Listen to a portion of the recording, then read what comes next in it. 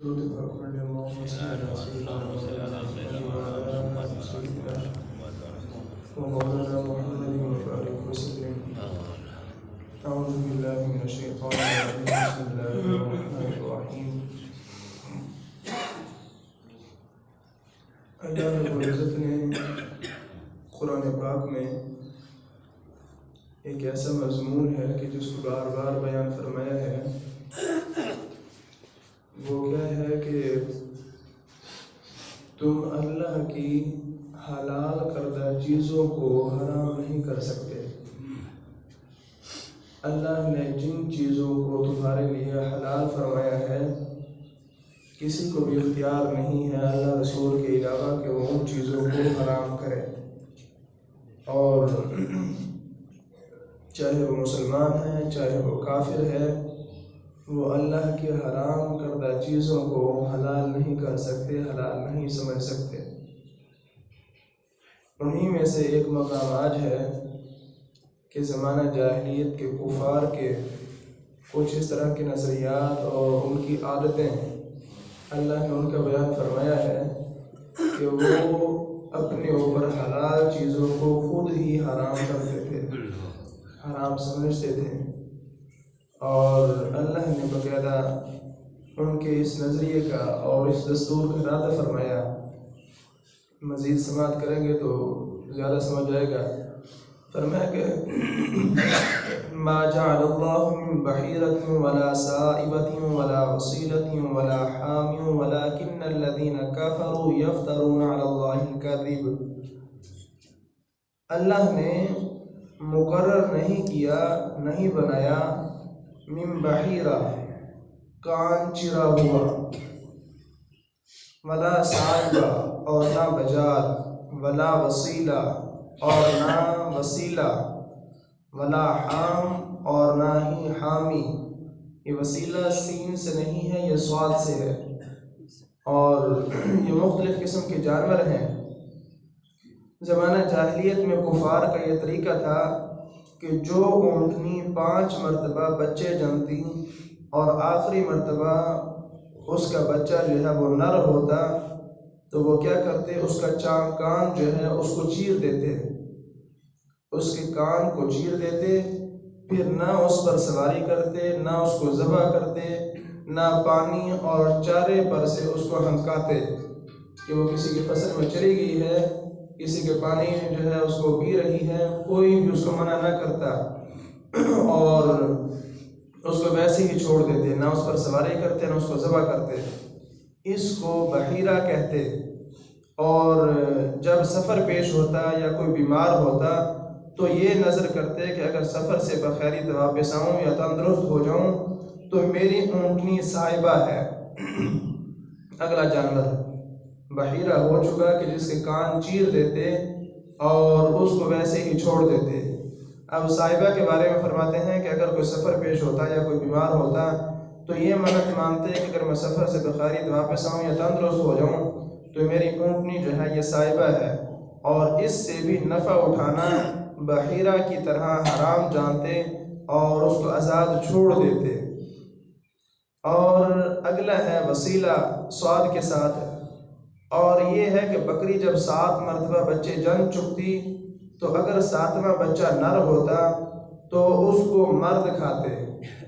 صرف مرد. اور اگر اس کا بچہ مادہ ہوتا تو بکریوں میں چھوڑ دیتے. اور ایسے ہی اگر نر اور مادہ دونوں ہوتے اور کہتے کہ یہ اپنے بھائی سے مل گئی ہے، اس کو وسیلہ کہتے صاد کے ساتھ. اور اگلا جانور حام کہ جب نر اونٹ سے 10 مرتبہ جو ہے وہ حمل کو حاصل کر لیا جاتا تو اس کو چھوڑ دیتے، نہ اس پر سواری کرتے، نہ اس سے کام لیتے، نہ اس کو چارے پانی پر سے روکتے. اس کو حامی کہتے، حامی کہ یہ جانور جو ہے اب اس سے نفع اٹھانا جو ہے وہ حرام ہو چکا ہے. چاہے وہ بحیرہ ہے، چاہے صاحبہ ہے، چاہے وسیلہ ہے، چاہے حامی ہے، یہ سارے کے سارے جانور جو ہیں، چاہے اونٹ ہیں، چاہے بکریاں ہیں، چاہے اونٹنیاں ہیں، ان کو وہ کہتے کہ اب جی یہ حرام ہو چکے ہیں، اب ان سے نفع حاصل نہیں کیا جا سکتا، نہ ان پر سواری کی جا سکتی ہے، نہ ان کو ذبح کیا جا سکتا ہے. اب یہ چھوڑ دیے جائیں گے اور اب یہ حرام ہے۔ اللہ نے ان کے اس نظریے کو رد فرمایا اور اس کا باقاعدہ بائیکاٹ کیا اور فرمایا کہ یہ تو تم اللہ پر بہتان باندھ رہے ہو۔ بخاری مسلم کے حدیث میں ہے کہ بحیرہ وہ ہے جس کا دودھ بتوں کے لیے روکتے تھے، کوئی اس جانور کا دودھ نہ دوہتا، اور صاحبہ وہ جس کو اپنے بتوں کے لیے چھوڑ دیتے، کوئی ان سے کام نہ لیتا۔ یہ رسمیں زمانہ جاہلیت سے ابتدائے عہد اسلام تک چلی آ رہی تھیں۔ اس آیت میں ان کو باطل قرار دے دیا گیا کہ یہ تمہارے نظریات اور یہ تمہارے طریقے جو ہیں یہ باطل ہیں، ان کا کوئی جو ہے وہ شرع میں ان کی اہمیت نہیں ہے۔ حرام وہی ہے جو اللہ رسول نے حرام فرمایا ہے۔ تمہارے اپنے حرام حرام حرام کہنے سے کوئی بھی چیز حرام نہیں ہو سکتی۔ وَلَٰكِنَّ الَّذِينَ كَفَرُوا يَفْتَرُونَ عَلَى اللَّهِ الْكَذِبَ، ہاں یہ ضرور ہے کہ کافر لوگ جو ہیں وہ اللہ پر جھوٹا افتراء باندھتے ہیں، اللہ پر بہتان باندھتے ہیں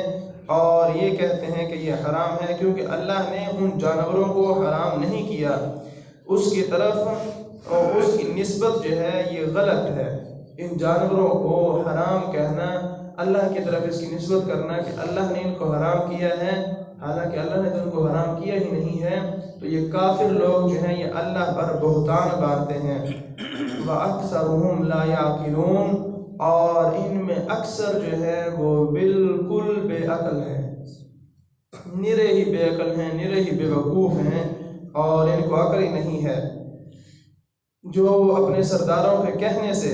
ان چیزوں کو حرام سمجھتے ہیں، اتنا شعور نہیں رکھتے کہ جو چیز اللہ اور اس کے رسول نے حرام نہ کی ہو اس کو کوئی حرام نہیں کر سکتا۔ تو سمجھ سکتے ہیں کہ آج بھی کچھ لوگ حرام حرام کا رٹا لگا لیتے ہیں کہ کوئی بھی کام ہے اہل سنت کا یہ حرام ہے، اثار ثواب کی محفل ہے یہ حرام ہے، قرخانی حرام، تیسرا حرام، جناب 40واں حرام، محفل معراج جو ہے وہ حرام، اور محفل میلاد وہ حرام، یعنی کہ اہل سنت کا جو بھی عمل ہاتھ چڑھ گیا ہے وہ حرام ہے۔ تو حرام قرار دینا، میں نے پہلے بھی کئی دفعہ عرض کیا کہ یہ بالکل اوپر درجے کا جو ہے وہ حکم ہے کہ جس سے منع کیا جائے۔ اس کے لیے صرف زبانی باتیں کافی نہیں ہیں، اس کے لیے نص قطعی کی ضرورت ہوتی ہے۔ قرآن کی آیت لائیں یا حدیث متواتر لائیں، پھر جا کر وہ چیز جو ہے وہ حرام ہوتی ہے، اس معیار کی دلیل ہوگی تو وہ چیز جو ہے وہ حرام قرار پائے گی۔ صرف زبان سے کہہ دینا کہ یہ چیز حرام ہے، یہ تو صرف زبانی باتیں ہیں، یہ تو زبانی باتیں ہیں، اور اللہ نے کافروں کی اس آیت کو جو ہے وہ رد فرمایا ہے اور فرمایا ہے کہ یہ تو بالکل پاگل ہیں، ان کو سمجھ نہیں ہے کہ حرام تو وہ ہوتا ہے جو اللہ اور اس کا رسول حرام کرے۔ یہ اپنی مرضیوں سے کہتے پھر رہے ہیں کہ یہ حرام ہے یہ حرام ہے، نہیں، حرام وہی ہے جو اللہ اور اس کے رسول نے حرام فرمایا ہے، اور باقی رہ گئی یہ بات کہ یہ اپنی مرضیوں سے چیزوں کو حرام کہتے پھر رہے ہیں، تو یہ اللہ پر جھوٹا بہتان باندھ رہے ہیں، اللہ پر بہتان باندھ رہے ہیں کہ اللہ نے ان چیزوں کو حرام نہیں فرمایا، یہ حرام کہہ کر اللہ پر جھوٹا بہتان باندھ رہے ہیں، اور اپنی وہ کس پوزیشن میں ہیں، وَأَكْثَرُهُمْ لَا يَعْقِلُونَ، ایسے لوگوں کو سمجھ نہیں ہے کہ وہ کیا کر رہے ہیں، ایسے لوگوں کو عقل ہی نہیں ہے کہ وہ کیا کہہ رہے ہیں، کیا کر رہے ہیں۔ اسلام کا ایک مزاج ہے، حرام وہی ہے جو اللہ اور اس کے رسول نے حرام فرما دیا، اپنی مرضی سے کسی بھی چیز کو حرام نہیں کیا جا سکتا۔ وَإِذَا قِيلَ لَهُمْ تَعَالَوْا إِلَىٰ مَا أَنزَلَ اللَّهُ وَإِلَى الرَّسُولِ قَالُوا حَسْبُنَا مَا وَجَدْنَا عَلَيْهِ آبَاءَنَا، اور جب ان سے کہا جائے تعالوا تم آؤ، إِلَىٰ مَا أَنزَلَ اللَّهُ وَإِلَى الرَّسُولِ، اس طرف جو اللہ نے اتارا، اور رسول کی طرف آؤ، یعنی کہ قرآن کی طرف آؤ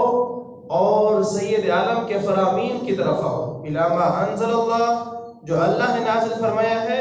وَإِلَى الرَّسُولِ، اور رسول کی طرف تم آؤ، یعنی حکم خدا اور رسول کی اتباع کرو اور سمجھ لو کہ یہ چیزیں حرام نہیں ہیں، قرآن و حدیث میں ان چیزوں کو حرام قرار نہیں دے دیا گیا،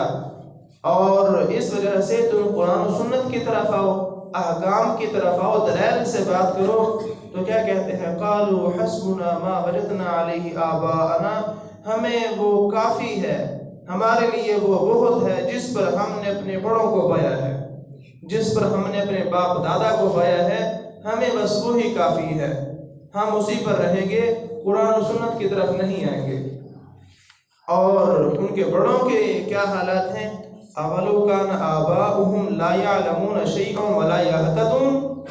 کیا اگرچہ ان کے باپ دادا، ان کے بڑے جو ہیں وہ نہ کچھ جانتے ہوں اور نہ ہی وہ خود راستے پر ہوں، پھر بھی ان کی پیروی کریں گے کہ لا یعلمون شیئا، وہ کچھ جانتے ہی نہیں ہیں، ان کو خبر ہی نہیں ہے، ان کو معلوم ہی نہیں ہے، ولا یہتدون، اور نہ وہ خود راستے پر ہے، لیکن اس کے باوجود ہی ان کی پیروی کر رہے ہیں کہ نہ ان کے پاس شرع کا صحیح علم ہے اور نہ وہ خود ہدایت پر ہے، لیکن اس کے باوجود وہ اپنے باپ دادا کے، اپنے بڑوں کی جو ہے وہ پیروی کر رہے ہیں۔ یعنی کہ باپ دادا کی اتباع اس وقت درست ہوگی جب وہ علم رکھتے ہوں اور وہ خود سیدھے راستے پر ہوں،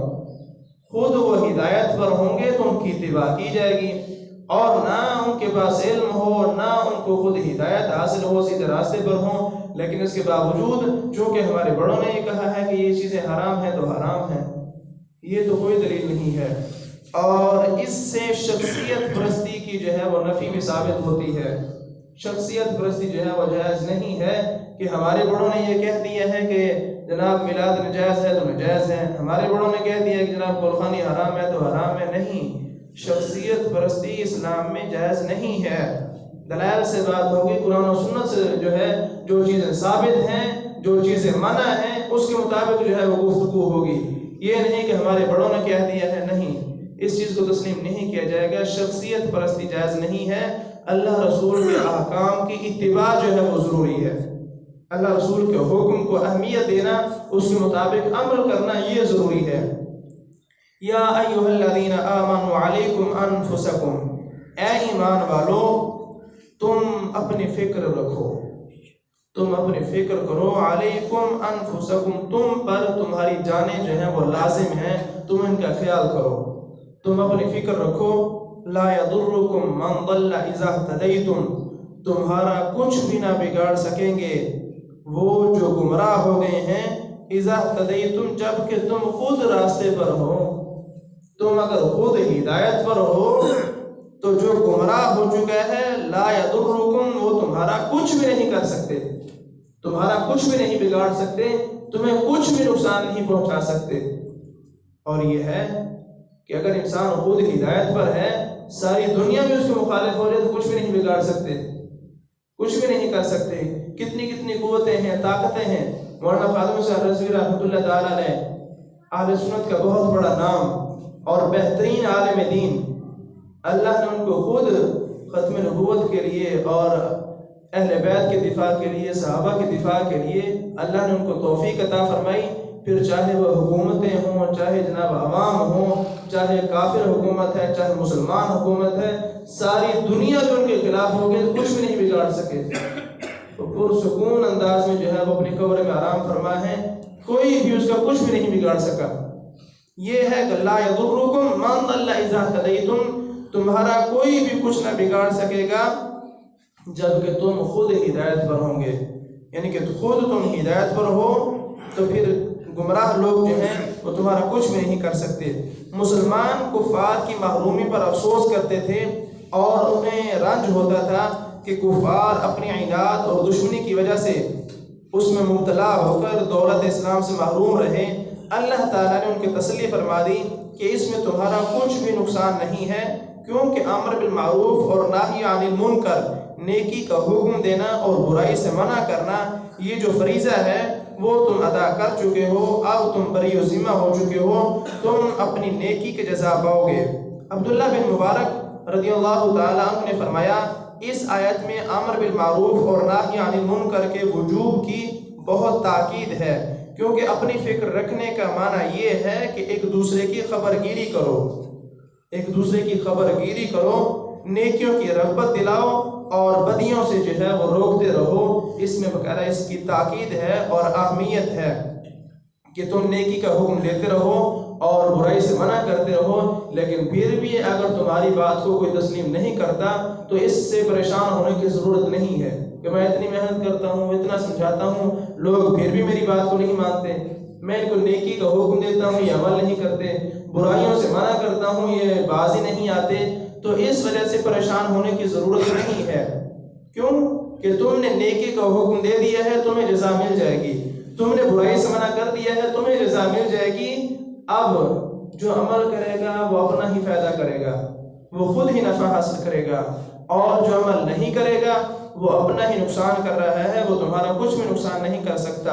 کیونکہ قیامت کے دن تمہیں یہ نہیں پوچھا جائے گا کہ تم نے ان سے اعمال کیوں نہیں کروائے۔ مجبور تو نہیں کیا جا سکتا، صرف بتایا جا سکتا ہے، کہا جا سکتا ہے، تو اس وجہ سے یہ تمہارا کچھ بھی نہیں بگاڑ سکتے، تمہارا نقصان جو ہے وہ نہیں کر سکتے، نہ دنیا میں نہ آخرت میں۔ إِلَى اللَّهِ مَرْجِعُكُمْ جَمِيعًا فَيُنَبِّئُكُم بِمَا كُنتُمْ تَعْمَلُونَ۔ تم سب اللہ ہی کی طرف لوٹنے والے ہو، تم اللہ کی طرف جو ہے وہ رجوع کرو گے، فَيُنَبِّئُكُم پھر وہ تمہیں بتائے گا، بِمَا كُنتُمْ تَعْمَلُونَ جو تم کرتے تھے، جو تم کرتے تھے، پھر اللہ اس کی تمہیں خبر دے گا اور تمہیں بتائے گا۔